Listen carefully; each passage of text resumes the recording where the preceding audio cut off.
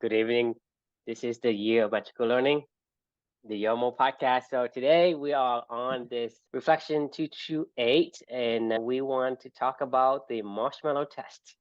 All right. So the Marshmallow Test, for anybody that doesn't know, is a famous psychological experiment conducted by a psychologist named Walter Mischel, and it's all about self-control and how to master it. Is the idea behind the test. So what the test is a kid is given a marshmallow and he's given a choice. A child, like I think they were like 3 or 4 or something like that. They're given a choice: eat it now immediately, or they can wait and they can enjoy 2 later. The researcher puts a little bell in the room, and then they make the decision as they leave. They said they can come back anytime, ring the bell, you can eat the marshmallow, or you can wait until the researcher comes back and you can get 2, right?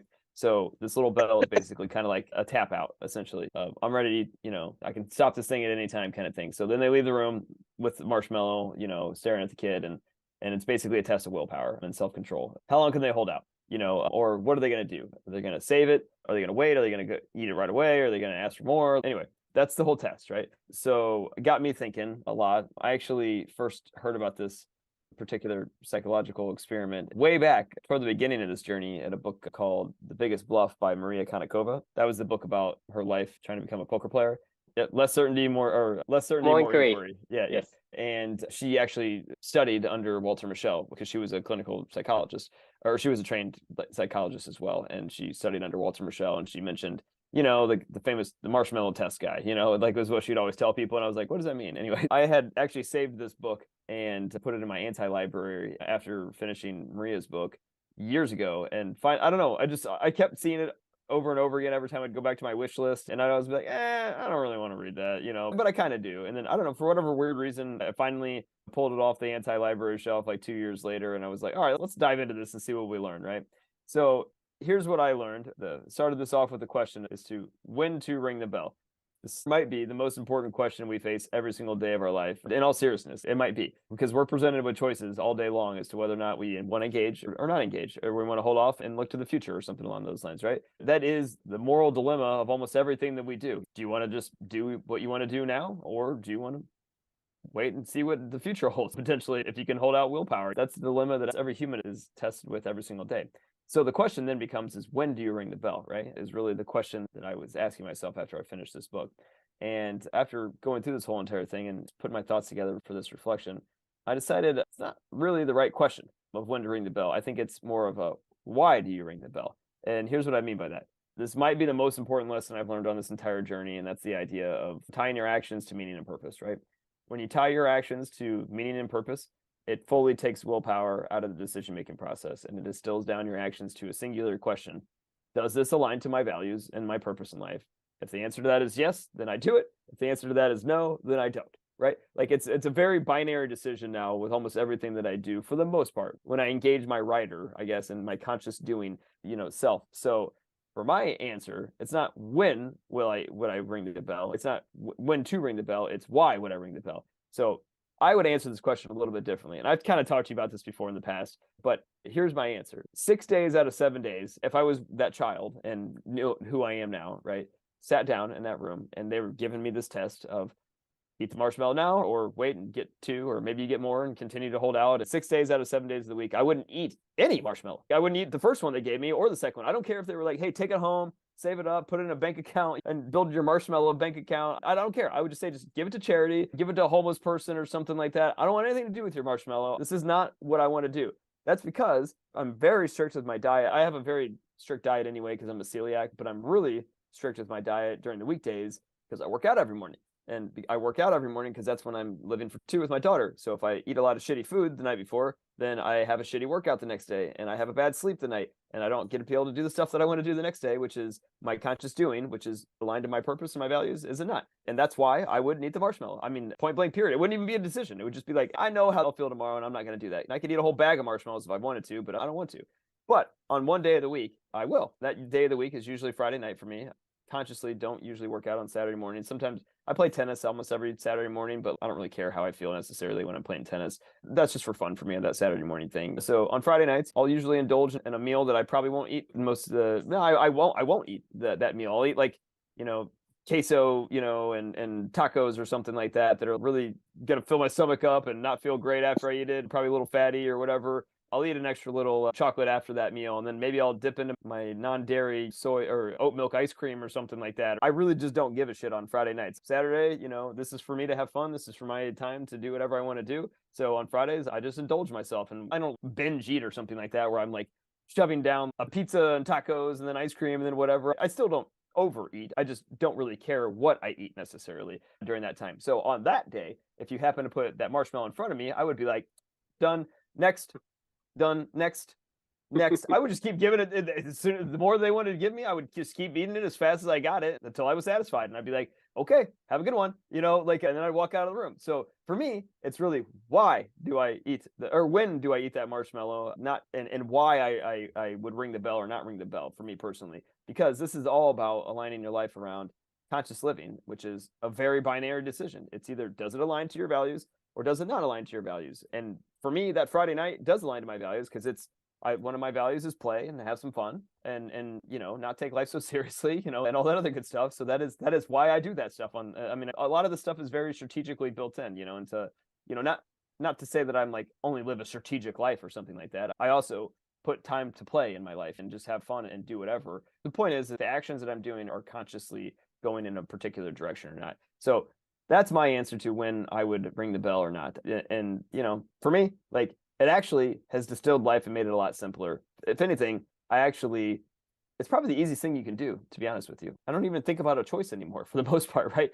The shit that gives me anxiety is when I used to not have a conscious living attitude, because then you get stuck in that position of, do I need to exercise my willpower here or not? And as we've learned on this journey, willpower is a finite resource, and if you're constantly always having to make that decision of, ooh, willpower, that gets tiring, conscious living and following your values and aligning to your purpose isn't tiring. Like, it's very easy. It's very simple. It's a very binary decision.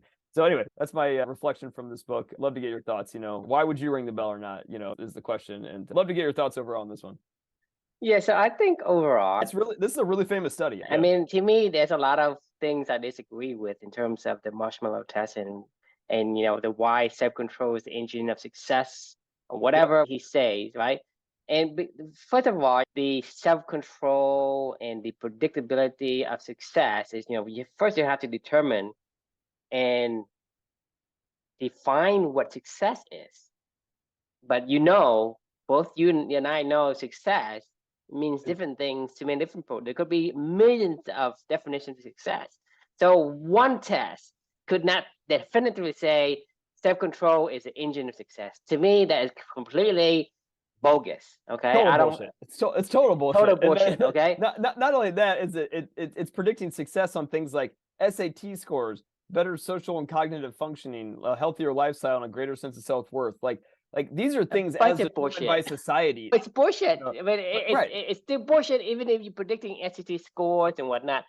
I mean, let's say you explains to me like, hey, if I let you read a book 3 times and I only read the book, skim through it, and you ask me the questions, of course, who's going to answer the questions from the book, better, me or you?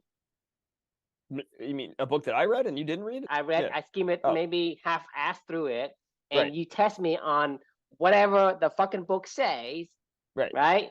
Who you think would have a better correct answer based on per the book? Is it me or you? If you read it 3 times, like as you're supposed to, I just half-assed. I mean, so I would probably. Essentially, so this is what comes to my second point, is that these things assume you're in a kind environment, but we're not. Sure. We're in a wicked environment.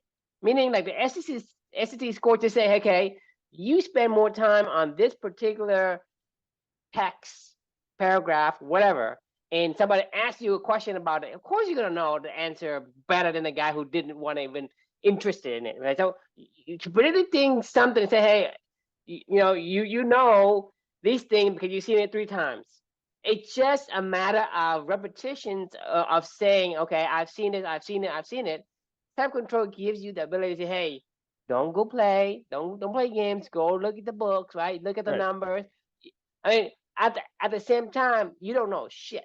Okay, to me, Asian has a very high score, right? And I'm not saying that all Asian are like this, but typically, Asian has a very high score in the academics, but they are stupid. They're dumb as any other people. Right. It's because they It's, study more than the other people do. I'm glad you're Asian, because if I was on here saying like, man, Asians are just stupid, you know, like They are. I mean, the thing is, there are going to joking. be a number of people in any race is going to Right. be exemplary. I mean, but the fact that the majority of Asians have this high fucking score, to me, I don't want to send my kids to an Asian school because these kids are no good. I mean, they're not going to Right. become successful in terms of financial, and that's what I'm trying to get my kid. I want them to be like the American, be creative, be able to use your own thinking to do the thing, not Right. regurgitate whatever you see in the book. And SAT score, Asian almost have a fucking perfect SAT scores. Right. For the Right. most of it, It is if you don't impressive. have perfect SAT score and you're Asian, or you're something's wrong with you. The problem Yeah, is I agree. you just put your focus on that. And the thing is, most people who are like this MBA, I mean, I've hired MBAs and PhDs in other countries before. I mean, they have fucking PhDs. They can't even fix the fucking like monitor a screen to resize the resolution. Okay, what the fucking Right. PhDs for? And they're supposed to get a job in become a programmer. Like I say, it does not predict anything. Just like IQ, they predict something that you make rules for. Like an IQ, you make rules for certain things. Say, okay, if you know this information, then you have a high IQ. But then you look at the people who like are pop culture. They know nothing about economics, and then you take the other side. So they take the highest IQ nerd, and you say, hey, what kind of song the Britney Spears sings, and who has the most number one records, and blah blah. They get dumb as fuck. So to Right. me, this is you're dumb in the things that you're not interested in. So to me, when you measure something, so when you measure a self control like Walter Mischel or the IQ like some other people, you basically taking one side. You didn't take the other side. I mean, the thing is, you look at like the people who are like academically good because they are in textbook, right? And you say, well, we only measure the IQ based on the knowledge of the textbook, but not knowledge in the on the experiences, in the creativity, and the other stuff. So to me, you are basically completely like filter out like majority of the dynamics of this world that we live in, which is wicked. It's so dynamic, and you taking that into consideration, and you saying this is a metric, this is the measuring tape. And I cautioned the audience before that you must not use the measuring tape of a kind environment into the wicked environment and use that as a measuring. Academia is a kind environment. I mean, there's Exactly, because it's metrics. based. There's, We I mean, create this rule for it. academia is completely, made up, really. I mean, but like, I think the most important thing with this though is like eating a marshmallow isn't The test inherently good or saying bad. is self-control, and Well, the I know, conclusion. but I guess what I was getting at is like neither option is inherently good or bad. Like there is nothing wrong with Right, not eating but a I want marshmallow. to There's nothing wrong with eating a dispel marshmallow. the direction of the book But first. but no, I agree with you. What I was getting at is I was going to say like the thesis of this is saying that if you aren't able to exercise willpower over future growth opportunity, over the unknown future, then you're somehow going to become a failure in life. Like that's only if That's completely bogus, right? I agree. That's what I'm trying. They're only measuring success off of what society at large deems as a successful person, right? Well, this guy deemed as successful. Exactly. I mean, it's this guy's opinion. It has nothing to do with what is a successful human being. Like, I mean, your There's point like of a what you're saying, like million definitions of success based on who you ask. my definition of success is what I just told you in this thing is like 6 Exactly. days out of 7 days of the week. It would be a total abject failure for me to eat the marshmallow. One day of the week, I would eat them all. That's fine. What I was getting at with my whole entire reflection is I have a reason for that. If you don't, you're just acting because you think other people want you to act. That is not self. If anything, that's being controlled by other people. True self-control, if you want to call it that, is knowing why you're doing something and actively making that decision. Now, those kids, when you're little kids, they don't have any self-control, and that's not even reasonable to assume. In any regards, They're whether doing what it's a they've been kids. trained to do. Like if your parents are a little more I mean, if anal, your they're parents going to be smack more you anal. every time you trying to do free will, then yeah. I mean, to me, Asians would have more control over the American kids because American kid they say, well, And you this gotta has, yeah, you gotta be independent, right? You gotta be creative. Asians say, you follow the rule, I'll smack you over the head. So the thing is, by the time a kid's like 5 years old, he gets smacked so many times, like he dare not even touch the marshmallow until he say, okay, you can eat it. And even though he say he can eat it, he's gonna take it and he's gonna hesitate. He's gonna hesitate for a bit. He say, are you trying to trick me? Are you right. testing me? Right? You look at an Asian kid, that's what they do. But that's what I'm saying is depending on how you are trained. You are Right. trained to get smacked, therefore you won't Right. do it. And, That's I mean, society training you. You only get trained to do what other people want you to do. Like there's no way in hell there's ever anybody that's training you to do what you want to do unless you happen to have it be the most blessed human being on the earth and you have a parent like you or I or something like that, where it's going to be really rare for our children and my children, to grow up where somebody is saying, hey, what do you really like to do? How do you like to live your life? And do you want to make this decision to go do this? And why do you want to make that decision to go do this? And teach them how to live a conscious life of exercise and practicing their values, right? And understanding them and diagnosing these things and reflecting on them. All these things are also learned behaviors, but it's way easier for us to just slap somebody on the wrist and smack them in the head and say, do this and shut up, and like people do it. We also can be trained to consciously decide things, even as a child. The problem is as a society, we've chosen the latter route of deeming success and failure around, do you follow the rules or not? good are you at following the rules? And That is the measure of success. the question should be, how good are you at following your own rules? Do you even have rules? Is what the question should be, first off. And then what are those rules? And then how good are you at following your own rules? Right. So the thing is, it goes to my second half of my thought, my 2 cents on this. And I really like the way you put it into this word, conscious living. Okay. I really like the way that you say, well, in order for you to know why you want to ring the bell and when to ring the bell is because you're conscious of it.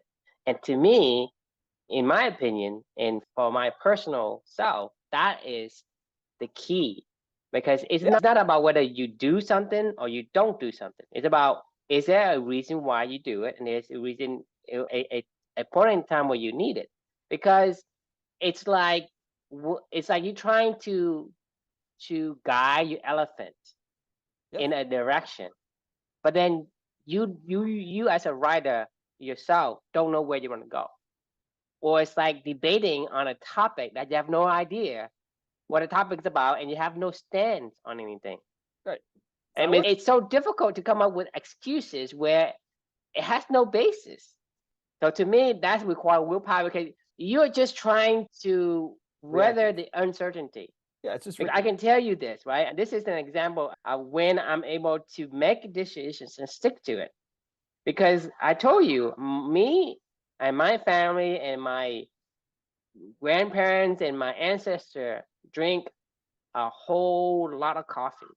Mhm. I am addicted to coffee. My blood is dark coffee. Yeah, I drink inherited. coffee, right? And I try to quit coffee in my mid 20s or late 20s. It does not work because there's no conscious of it. There's no conscious of why I'm doing it, right? Because I'm trying to fight something I have no idea what I'm fighting for. And that's going to exhaust so much willpower. And it is so mind numbing. It just numbs your mind. Right. And that is the key.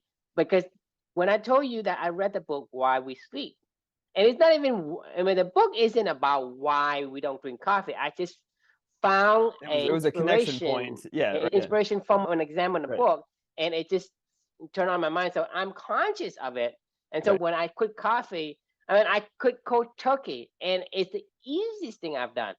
So it's not about self-control. I'm not controlling anything. But like for you, you have a stand. So you mentioned having conscious living, right? and being strategic, but not being strategic. It's strategic because you have this anchor, a point of reference, but Right. you don't have to always be aware of the strategic strategy that you implement.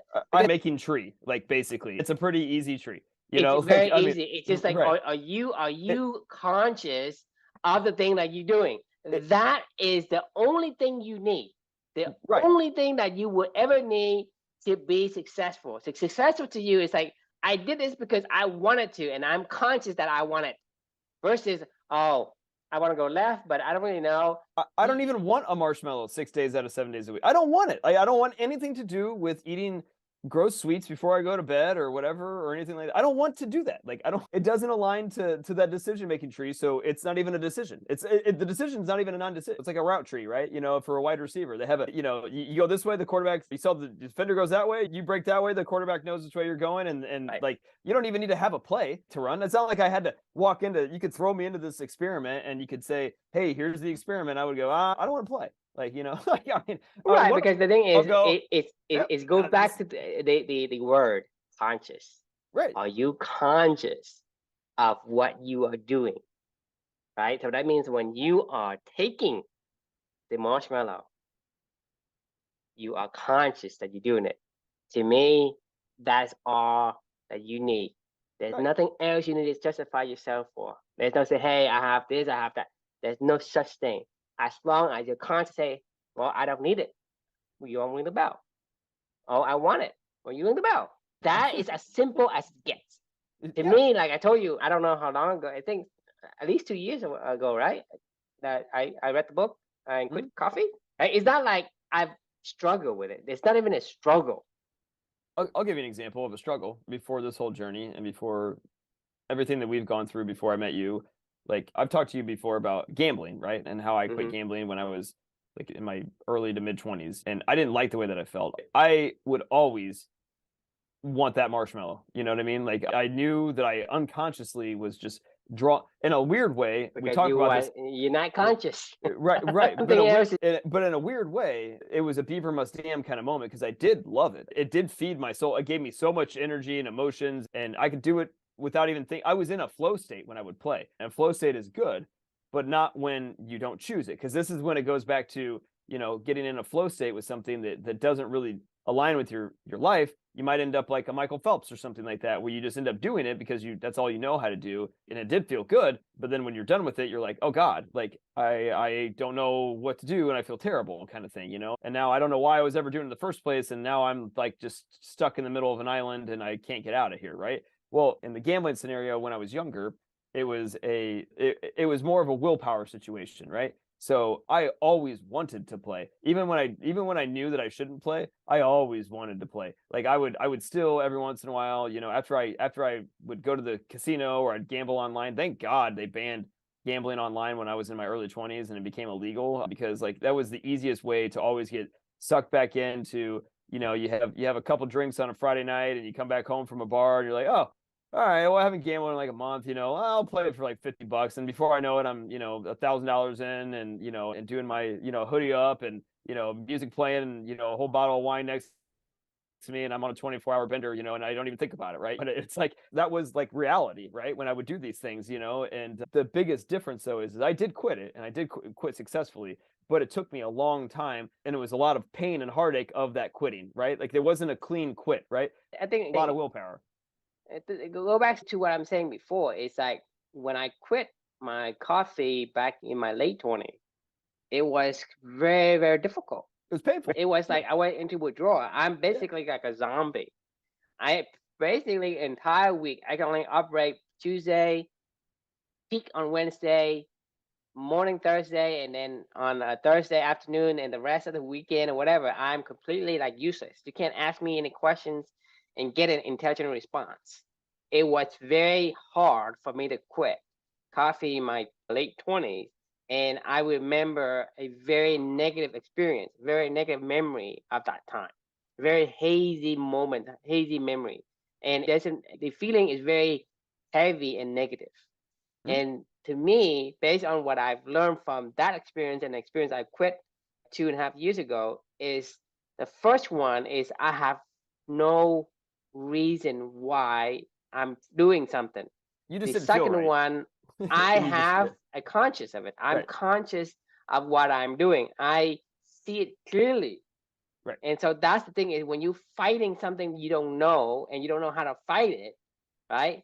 That is when it's All hard because willpower. you're Willpower. fighting the unknown.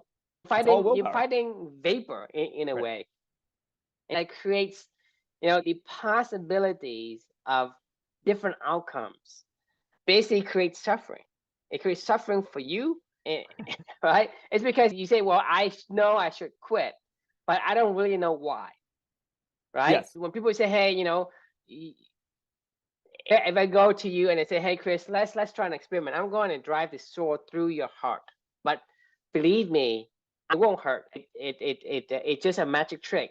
But the thing is, if you don't know it, would you be afraid if I, you know, impale Yeah, the of sword? course. Of course, exactly. Yeah. So that's basically a similar concept. When you're fighting something and when you're choosing something, but you don't know why, it is difficult. And in order for you to maintain your stance, you need willpower to maintain that stand because A let's say ton of energy. you're supposed to debate something and you're supposed to take a side, but you have no idea what side to take, or you are told to take this side, positive or negative, on a topic. It takes willpower to stand there, Right. right? And so that's what I'm saying. If I were to drive this sword through you, even though I told you like it's going to be okay, it's just a magic trick, right? Nothing's going to happen to you, but unless you know how it is done, you going to be afraid. This guy can I trust him or can I trust him? Right. And so you're going to suffer for that moment until it's done, whether it's, it turned out to be true or turned out to be false, right? You're going to suffer in your mind until that Yeah, happens. When you're every moment is fighting a decision. Every moment is a fight. decisions, it It's a fight. cause exhaustion, It's cause it's it's it's willpower. exhausting. It's beyond exhausting. Like it's why, like when I was It's a about, perpetual but energy suck.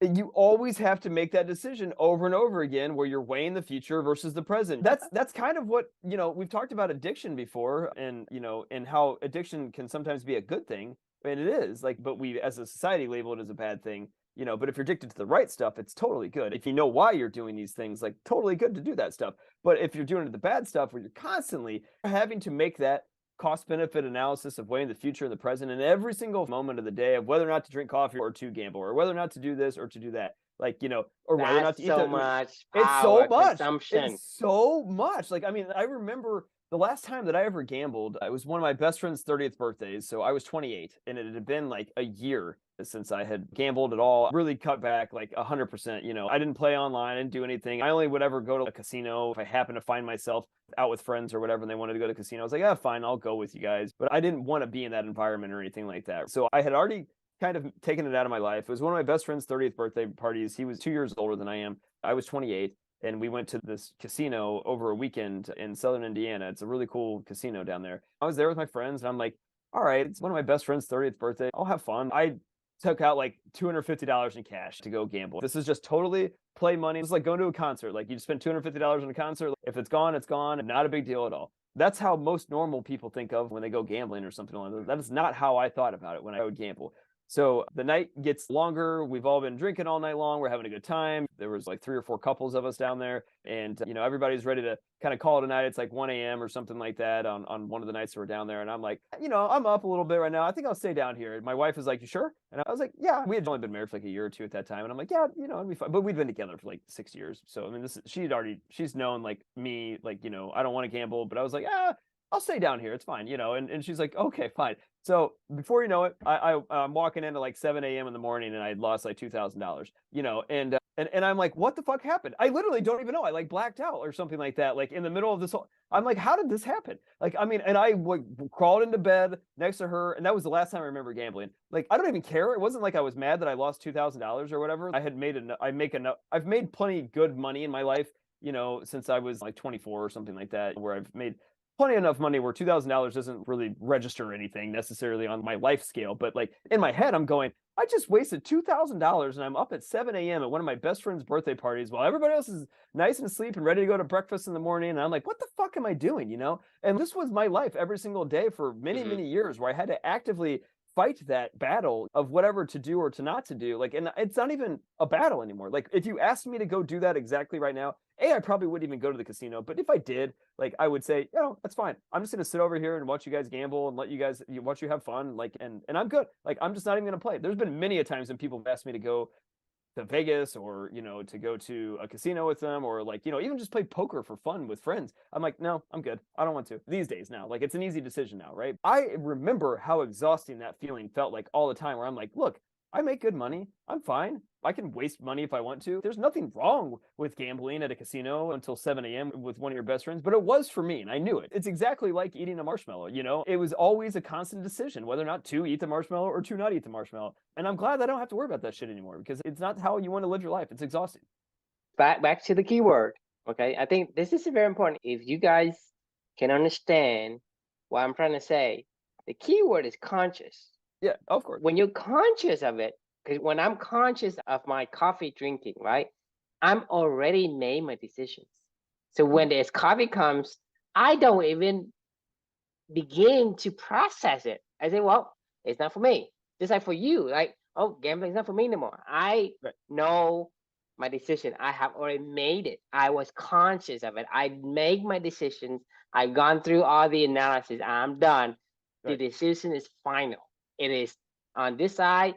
So whenever gambling comes, opportunity comes, say, well, my decision is made. This is the verdict, right? Just take out the verdict. It's not like, okay, oh, let's discuss it and blah, blah, blah, and have this internal fight. The battleground, I mean, basically that creates, that to me, in a nutshell, is what life suffering is about. It's about having that internal conflict between the two sides, your left brain and right brain, your angels and your devil on each shoulders trying to fight. That, to me, is what creates the suffering. And that, to me, is what creates the ability to not kind of like to let go of your control over the situation.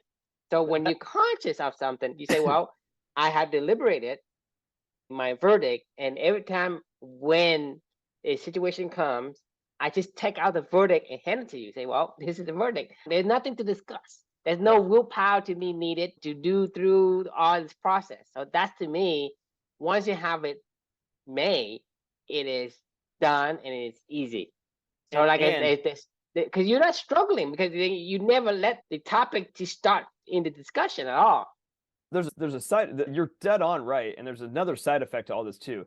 Even when you do engage and eat the marshmallow, you still don't enjoy it. You don't enjoy either, right? Like, that's the shittiest part when it's not conscious, when it's unconscious doing.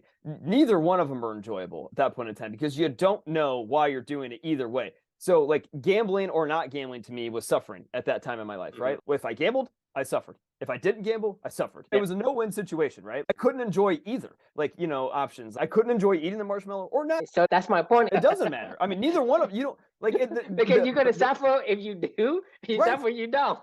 I mean, the goal in life should be to take out as much decision-making structure that you need to do. Like, you shouldn't have to read the whole defense and figure out what route am I going to run, then go back and tell your quarterback, what route. By the time you do that, you're going to get knocked out by the linebacker. It's like when the quarterback hike the ball and you run with the playbook. Let me look through this again. I go left, you go right. Right? No, you just got to know what, like, the least amount of decisions that you can make. Like in tennis, like the least amount of decisions that I can make in a match. The thing is, when I think it's a few reflection back, it's once you get to the point where your elephant. Remember, we're talking about let the elephant be the elephant.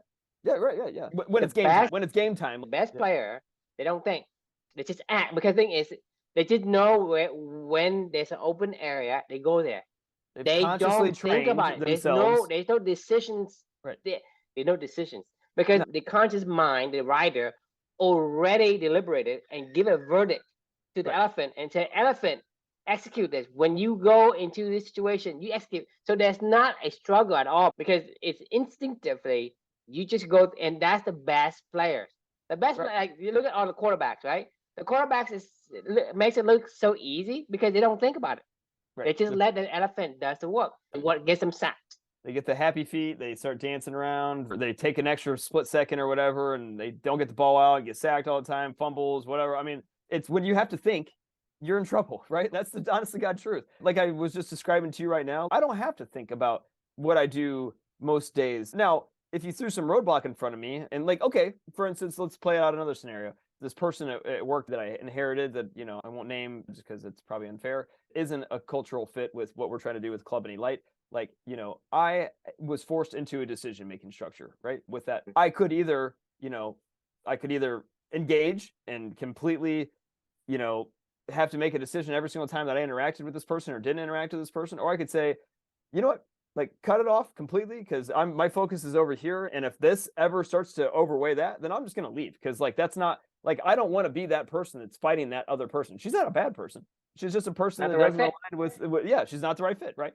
So that's okay. But the more that I waste my time and energy on that, because I have to actively That's wasting energy and whenever I'm around exhausting. her, yeah, it's exhausting. Whenever I'm dealing with her, my emotions come out and it takes me away from the values of the life that I want to live. Easily. I can tell you this every single time because you can ask my wife. She's sick of hearing this person's name. And she's like, you know what? Like, just like I recognize what's going on, right? I'm not stupid. This is the whole journey that we've been on. I consciously redirect myself into a direction that I know this needs to go, right? Now, sometimes you do get thrown roadblocks like that. Because that's something you haven't made Right. decisions. And so to me, when you were thrown in this situation, you were exhausting your energy. You are using willpower to So kind of exhausting. keep it balanced. Right. And you're gonna get frustrated until you make a decision. Hey, this person is not the right fit. See, that's what I do. I'm just gonna focus on my company Done. life or my culture.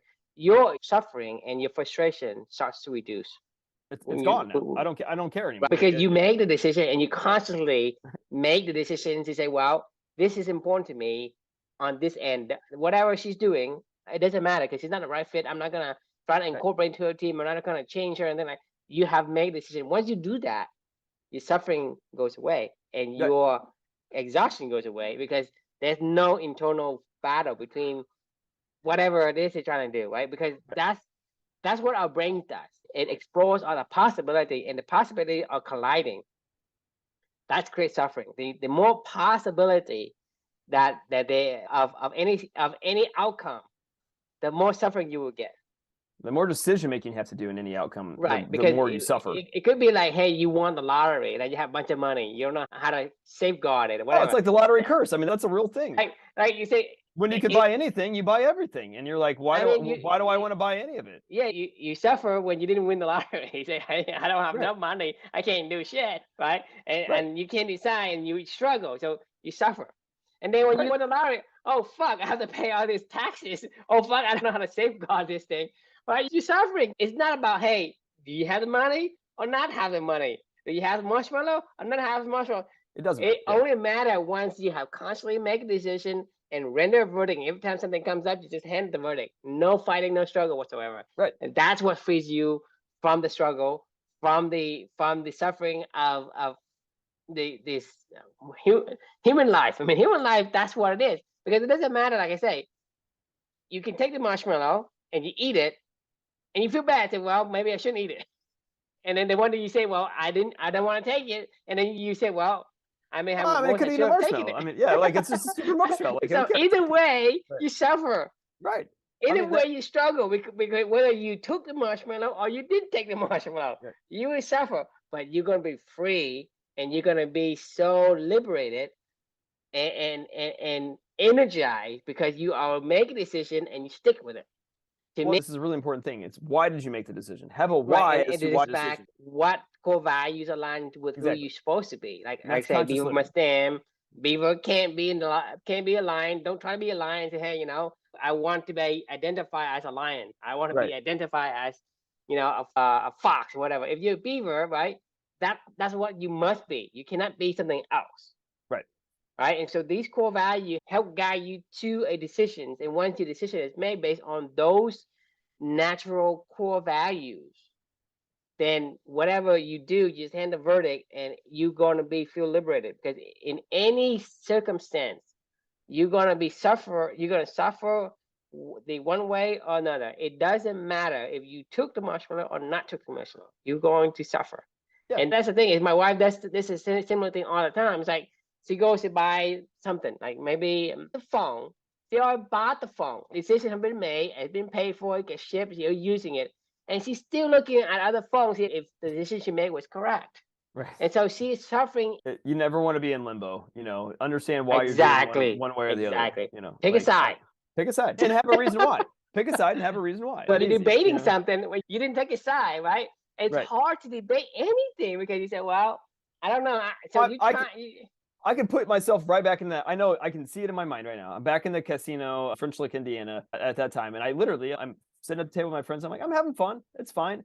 $250, like nobody cares. Like I can do this. I can be a normal human being and just gamble for fun money. If I lose, I lose. If I win, I win. No big deal. I remember saying this stuff to myself. Like I would go sit down at the table and I'm like, that's fine. We can do this. It's not a big deal. Like, you don't gamble all the time. It's not like you waste money, like playing stupid online games or anything like that anymore. It's like, who cares? Like you make plenty of money. Like, have fun tonight. Like just enjoy yourself. Like literally, this is the debate that's going on in my mind. I mean, and now, I mean, on the other side of my mind, it's like, well, it's been like a year, Chris. Like, I mean, you know how you felt last times you did this stuff. Like, you just feel awful. You get that regret feeling, that the adrenaline rush, you can't control yourself. You find yourself just going back to the ATM over and over, and every time you say, last time for the 10th time, until your bank stops your card from working, where they're like, hey, you can't withdraw any more money out of your account, and you're like, what the fuck? And then you're going to find your other credit card or something like that, and you're like, oh, I guess I'll just take money out of my credit card or something because my ATM account won't let me take more money out of it for the day because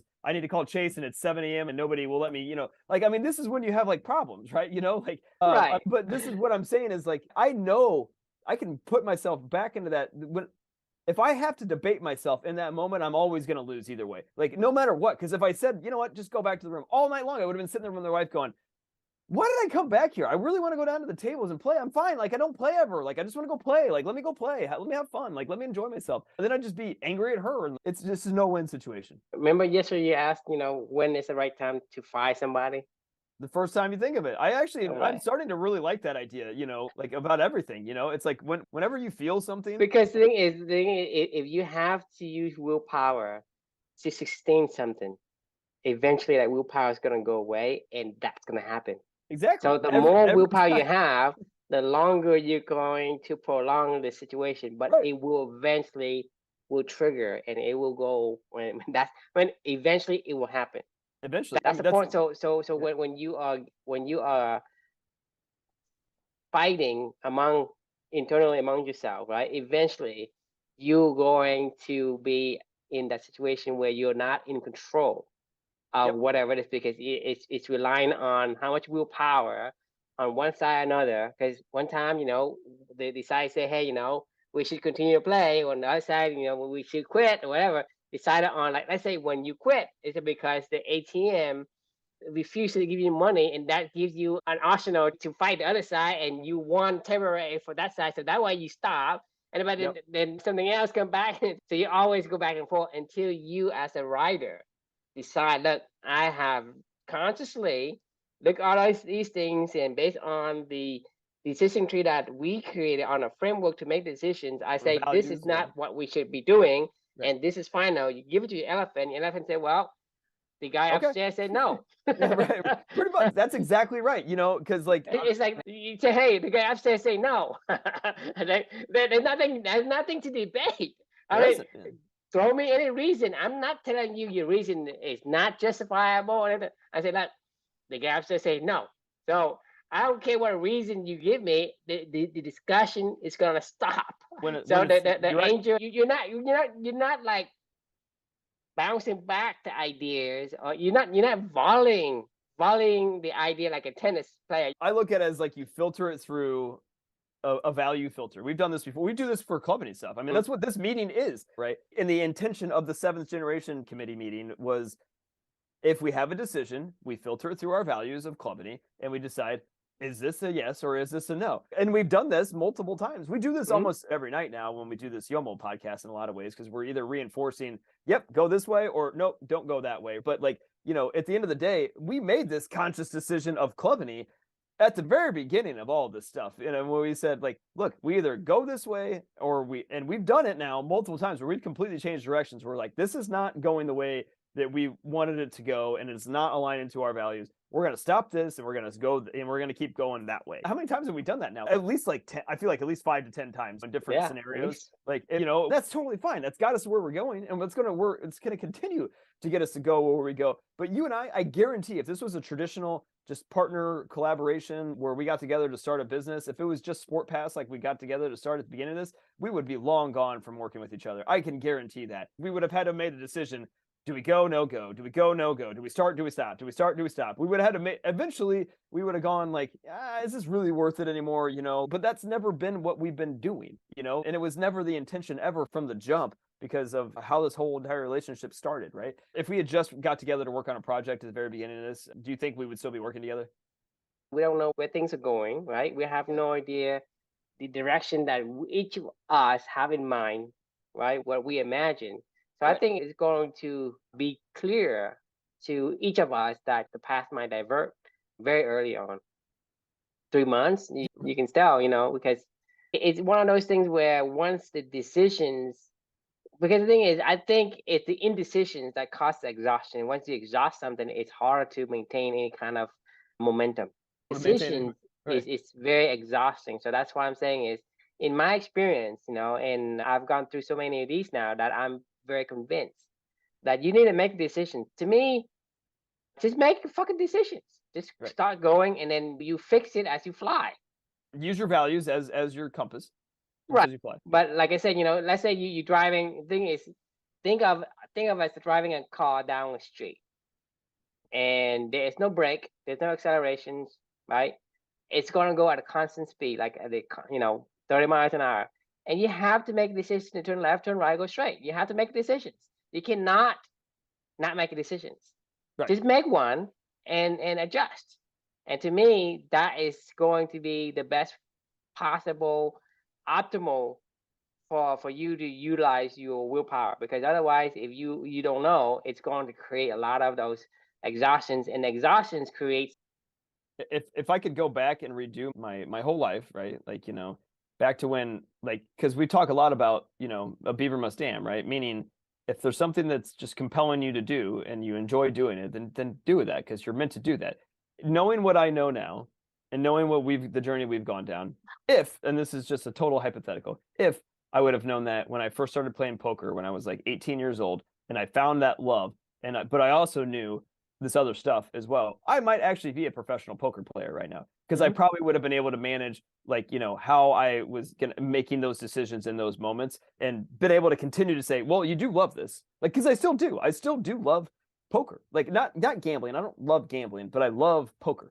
Like, I love being at a table. I love reading people. I love being able to the situational, analysis of trying to You guess. love psychology. I love the psychology of it. Psychology, and you love the ability to be able to use the information to form some kind of basis.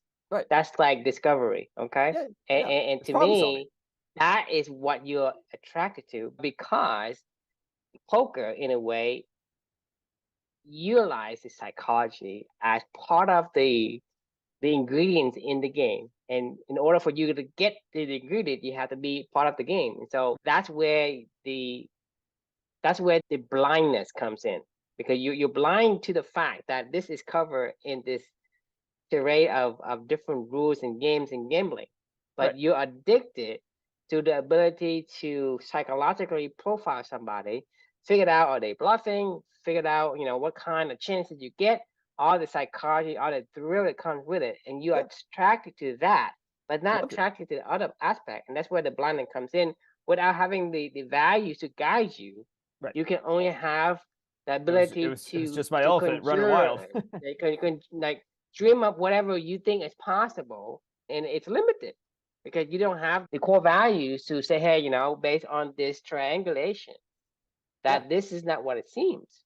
I mean, my elephant was running wild. And to be fair, who knows? Maybe I would have, through the wild roller coaster swings of letting my elephant guide down that journey, maybe I would have magically found my way to a successful career in that world. But I know I would have been just torn apart. And, my life would have been just the wildest swings you can ever imagine.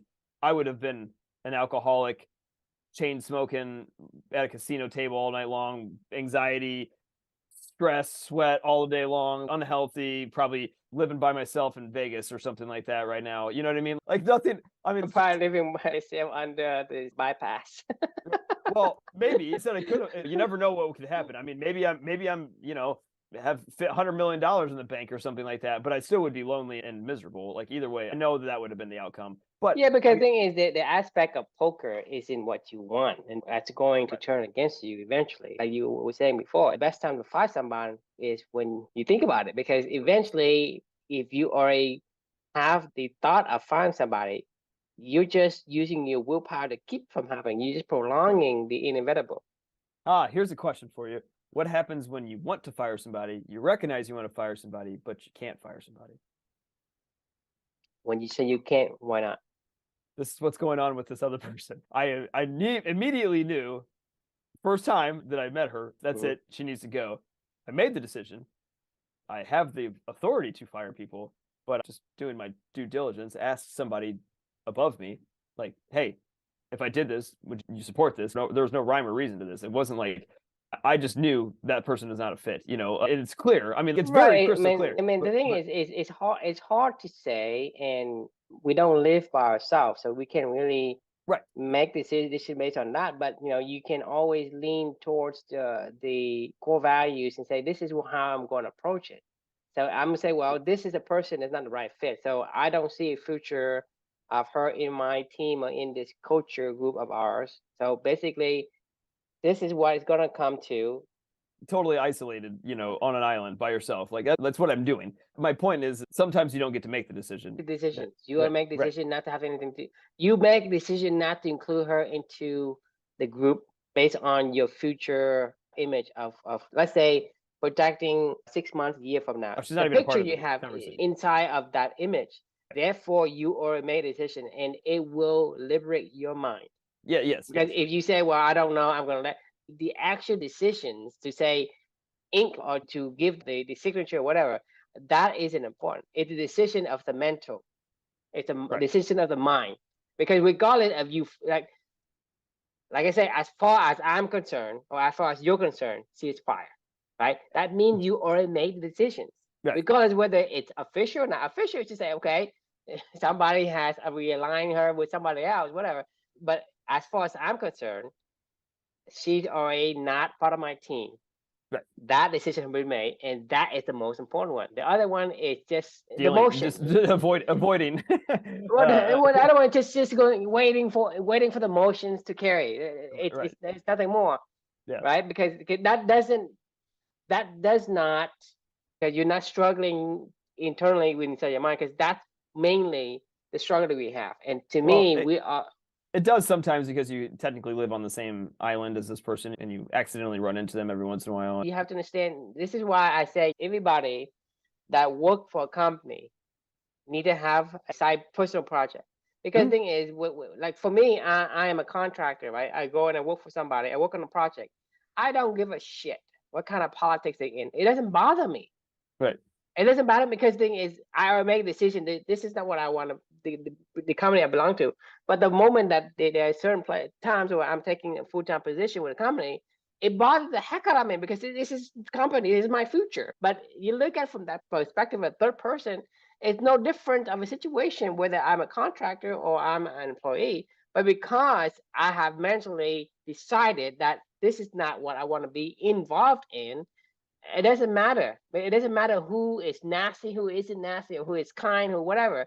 I don't really care. So when you work for a company and the company tells you to do some certain things that, let's say they ask you to do like like remember that project that you did for your boss or whatever about the presentations and all that. You did a good job of it with a short amount of time, and then she starts to kind of like scratch it up and tear it apart and put it like the art that you put together has been spit on, step on, whatever. So that's to me, when you work for a company, you will run into a situation like that more often than not.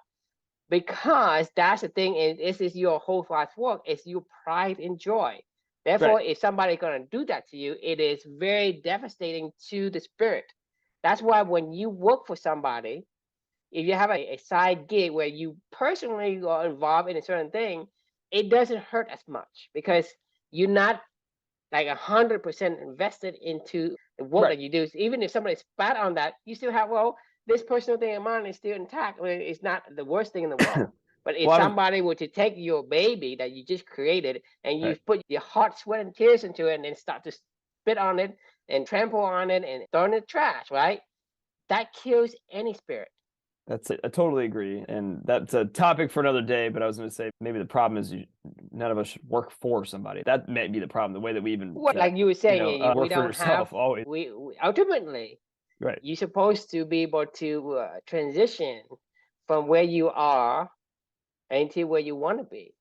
Right. Because like I said, you and I, we don't control our way of life when we first, born into this world, because when we're born, we don't know anything. So we are conditioned until we're about 18 years old. I mean, for most people, it should be about like 7 years old, 10 years old. You're supposed to have this conscious living. To Mhm. me, that's ideally. But for us as American society, you don't actually become independent until you're 18. And people say, well, until you're 18, you follow my rule, blah, blah, blah, right? That just kills it. So you are being brainwashed up until you're 18 years old. So you are going to be where people want you to be, and you're going to be and depending on how good you are at adhering to the law, you're going to be exactly where they want you to be. And for most of us, it's not where we want to be. So you're going to have to transition from where you are into where they want to be. Right. So ideally, you shouldn't be working for anyone but for yourself. But I.e., that's why that doesn't mean you company is shouldn't work important. with you do it Right. for yourself. But I got to pause for the night though, because I got to go to bed. We're gonna go. We're way over for the night, but that's okay because that was a fun conversation. I mean, we could do this all day long. This is, when you're having fun and you're in a flow state and you're having a good time, like you don't even recognize it. But we've been talking for a long time, and it is late at night, so we got to go to bed. All right, wrap it up for the day. Question we can leave for everybody is why. That's the most important word: is why would you ring the bell or not? When you know that, Great. then you know the answer. Thanks for joining, and we will see you all tomorrow. Sounds good. See you. Good night.